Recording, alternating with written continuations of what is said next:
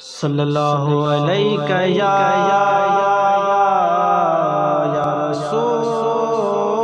अल्लाह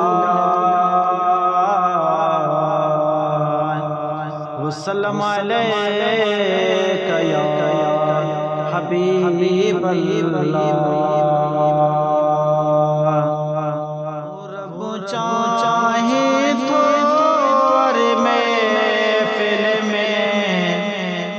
मुझे हबीब जी गाले हो जे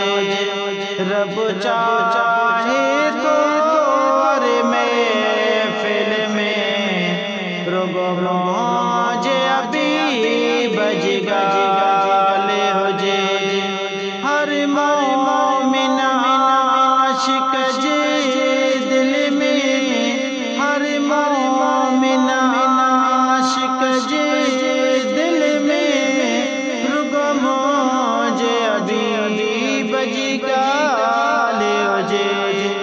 रब चाहे तो महफिल में रुगो मुझे हबीब जी गाले हो जे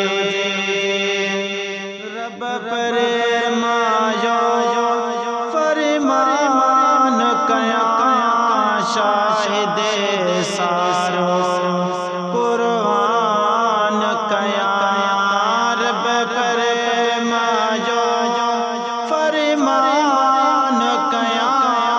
शाहिद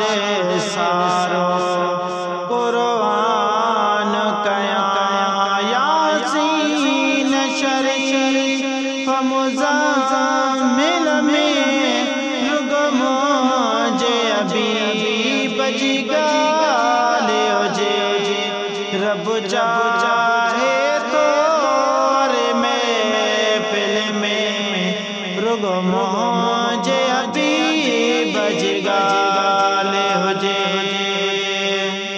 उन शख्स के कशफ करामत आई वली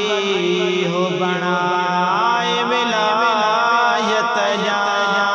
उन शख्स के कशफ करामत आई वली हो बनाए विलायत सजिया जे पल पल में रुगो मुझे हबीब जी गाले हो जे रब चाहे तो महफिल में रुगो मुझे हबीब जी गाले हो जे लाए जानो बनायो एक सोहणे लाए सजायो जे लाए जानो बनायो एक सोहणे लाए सजायो हर वण टण बूटन गुल फुल में रुगो मुझे हबीब जी गाले हो जे रब चाहे तो महफिल में रुगो मुझे हबीब जी गाले हो जे उन्हनि बान्हन ते एहसान कया अरे मुश्किल आसान कया उन्हनि बान्हन ते एहसान कया मुश्किल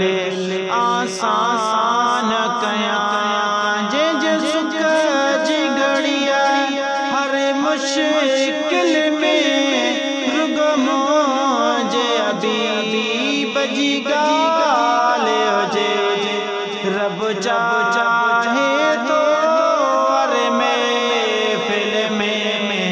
रुगो मुझे हबीब जी गाले हो जे ए चांदा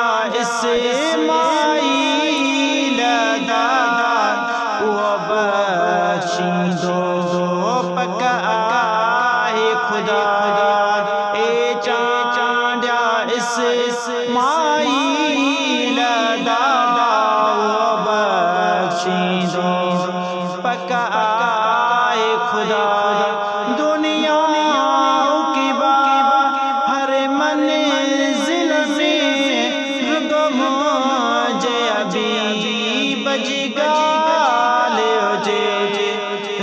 चाहे तो